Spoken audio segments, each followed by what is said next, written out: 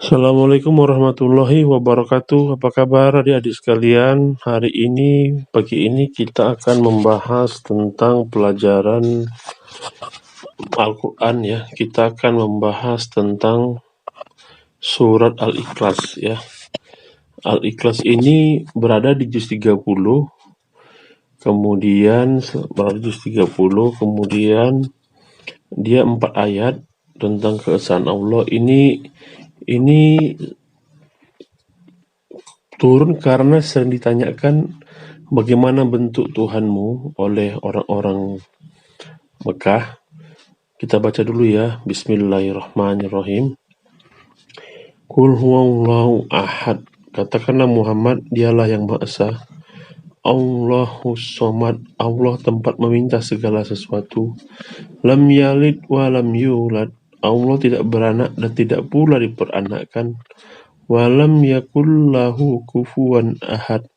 Dan tidak ada sesuatu pun yang setara dengan dia. Jadi di sini dibilang Allah yang Maha Esa, artinya nggak ada yang serupa ya. Jadi serupa itu bisa dalam arti bentuk, bisa dalam arti kemampuan, bisa dalam arti segalanya. Kemudian dialah tempat meminta segala sesuatu. Jadi kita minta apapun harus kepada Allah, cuman kita nggak tahu. Misalnya ada seseorang sakit, dia minta kesembuhan. Tetap Allah yang menyembuhkan, Allah cuman mungkin melalui obat atau melalui tabib atau melalui dokter.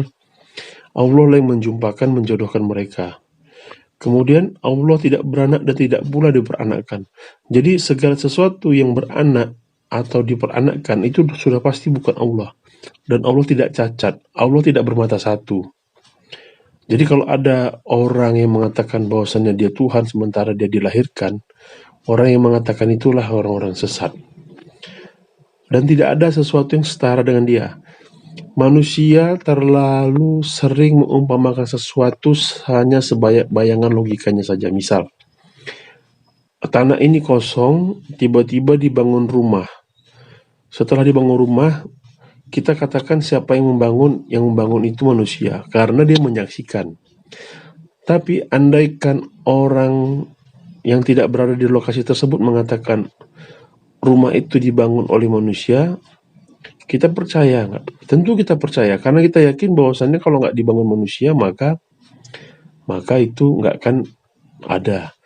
Begitu juga, manusia sering berpikir bahwasannya alam itu terjadi karena alami.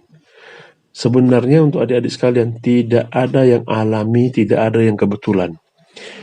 Matahari terbit, kemudian berjalan sampai tenggelam, itu karena Allah yang menggerakkan, bukan alami. Cuman kita tidak punya kemampuan melihatnya, kita hanya bisa merasakannya. Bulan jam 6 sore mulai tampak sampai jam 6 pagi, kemudian bulannya hilang, itu juga Allah yang menggerakkan. Jadi jangan mentang-mentang kita nggak lihat, kita bilang itu nggak ada. Nggak usah jauh-jauh, adik-adik bisa sekalian contohkan. Coba adik-adik jangan berkedip 10 menit saja. Bisa nggak? Mata-mata kalian, nafas kalian, nyawa kalian, kalau memang kalian merasa itu milik kalian, coba kalian tes, jangan berkedip 10 menit saja. Kalian pasti tidak akan bisa melakukannya. Karena apa? Karena itu juga Allah yang punya. Allah yang sudah mengatur agar kita bisa berkedip, agar kita ada kelopak mata. Jadi sesuatu yang kadang-kadang kita nggak bisa pikir, bukan berarti itu nggak benar. Mungkin ilmu kita belum sampai. Jadi yang saya contohkan tadi seperti matahari, angin, bulan, mata air, lautan, binatang, bahkan yang ada di diri kita seperti kelopak mata, degup jantung. Nah, coba kalian menghilangkan degup jantung kalian saja 5 menit. Kalian tidak bisa menghentikan detak jantung kalian. Jadi surat ini mengatakan bahwasannya Allah dialah yang Maha Esa, tempat meminta segala sesuatu, tidak beranak dan diperanakkan, dan tidak ada sesuatu yang setara dengan dia. Secara tersurat artinya Allah itu tempat meminta segala sesuatu. Jadi kalau kita meminta apa kepada Allah, Dia yang esa, nggak ada yang setara, nggak ada yang sehebat dia, juga nggak ada yang mirip dengan dia. Jangankan Allah, surga dan neraka saja kita tidak bisa. Surga itu menurut alim ulama tidak pernah dilihat oleh mata, tidak pernah didengar oleh telinga, dan tidak bisa dibayangkan oleh imajinasi. Kita hanya penamaannya saja, misalnya buah pisang, buah kurma, bidadari. Tapi bentuknya tidak pernah bisa kita bayangkan, kita imajinasikan, atau kita dengar.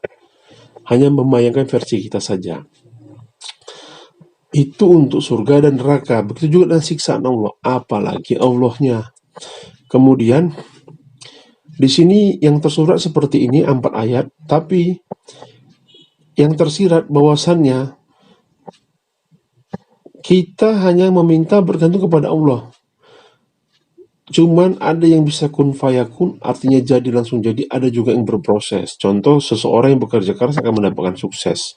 Tapi ada orang-orang tertentu, mungkin dia gak bekerja keras, mungkin karena dia cantik, dia menikah dengan anak raja, dia langsung jadi kaya raya. Ada yang seperti itu. Semua Allah yang menentukan. Kemudian di sini Nabi berkata bahwasannya surat Al-Ikhlas ini merupakan sepertiga dari Al-Quran. Jadi siapa yang membaca surah Al-Ikhlas 3 kali, maka dia setara dengan menghatamkan satu Al-Quran. Siapa yang membaca 10 kali, maka Allah akan membuatkan rumah di surga baginya. Jadi bacalah sesanggup kita, dari mulai kita mengetahui tentang ini sampai kita meninggal. Itulah yang tersuruh dari surah Al-Ikhlas. Kan saya sudah pernah katakan bahwasannya setiap surat itu ada tersirat, dan tersuruh. Yang tersuruh dari surah Al-Ikhlas ini, sekali baca sepertiga Al-Quran, 3 kali baca seperti menghatamkan, 10 kali baca, kita dibuatkan Allah rumah di surga. Oke? Kalau mau lebih dalam tentang surah Al-Ikhlas, silakan cari guru-guru yang kalian percayai. Jangan berpedoman pada satu guru. Jadilah kelas kosong, selalu belajar, kerjakan sholat, puasa, tegakkan amar ma'ruf nahi munkar. Billahi taufiq wal hidayah. Assalamualaikum warahmatullahi wabarakatuh.